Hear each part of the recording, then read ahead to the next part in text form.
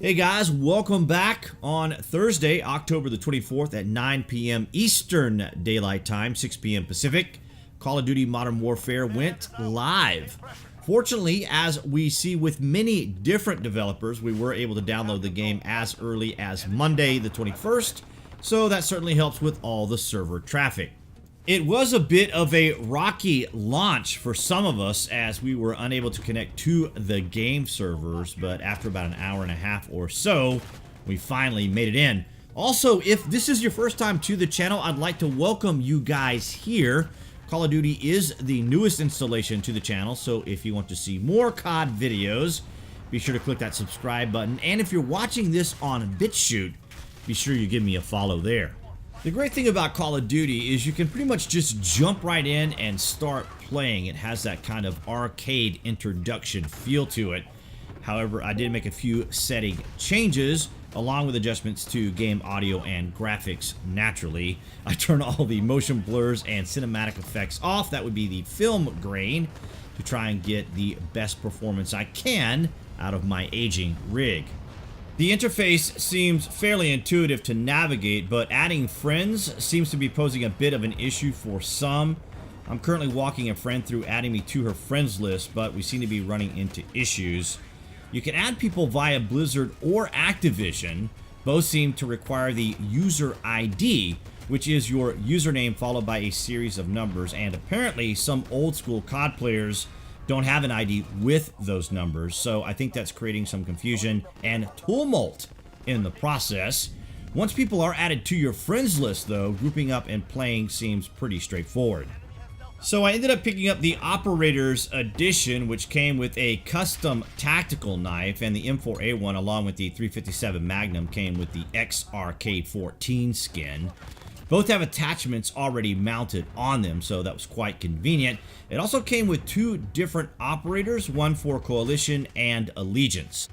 This was my first purchase of Call of Duty, so I didn't mind shelling out an additional 20 bucks for a few game perks.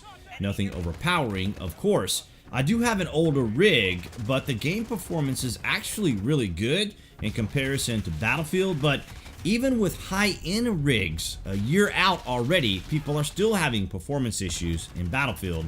My frames were very respectable in the 70s to 100 ranges, even when recording with Shadowplay. The game has an amazing array of weapons, along with attachments that can be unlocked as we level up. Setting up loadouts and selecting attachments, kill streaks, and field upgrades provide your characters with a lot of lethal options.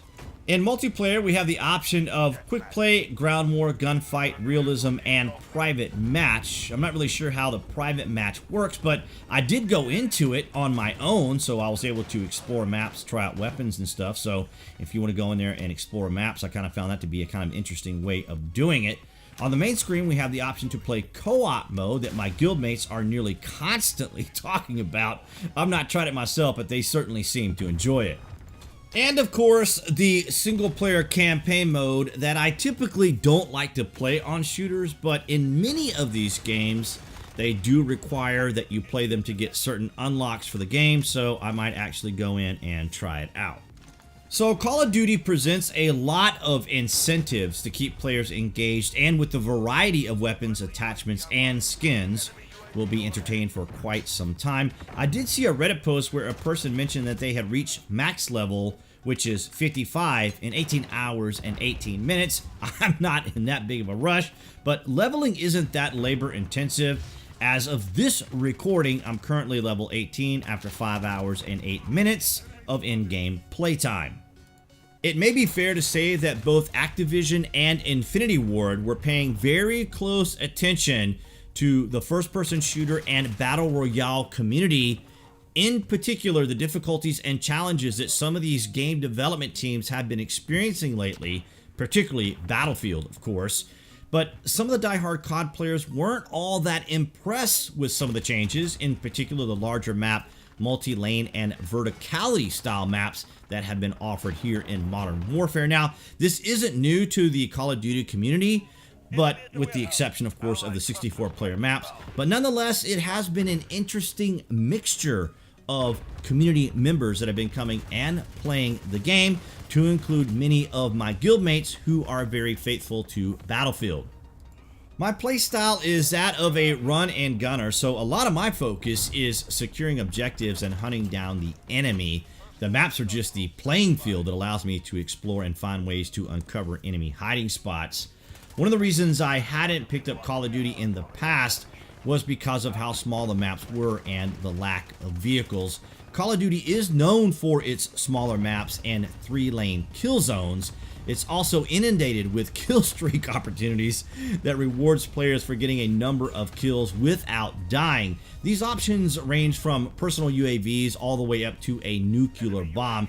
It takes a little getting used to, but I can appreciate getting a little rewarded for your efforts. Field Upgrades provides yet another addition to your character, in particular Dead Silence, that reduces your footfall noise, which has been a bit of a point of contention in the game.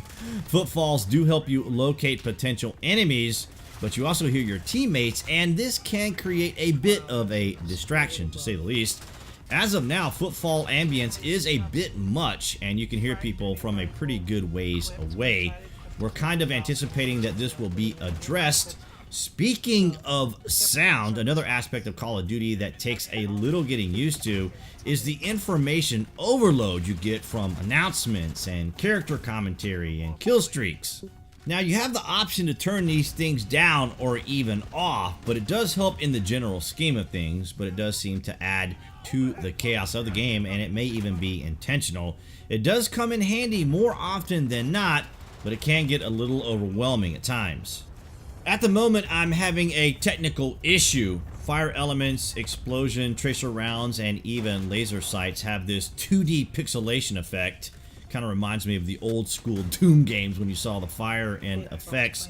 At launch, some of us were having issues with shaders loading while we were navigating the menu screens, but what I ended up doing was a file check repair that seems to have cleared that up, but the pixelation is still there and is very annoying.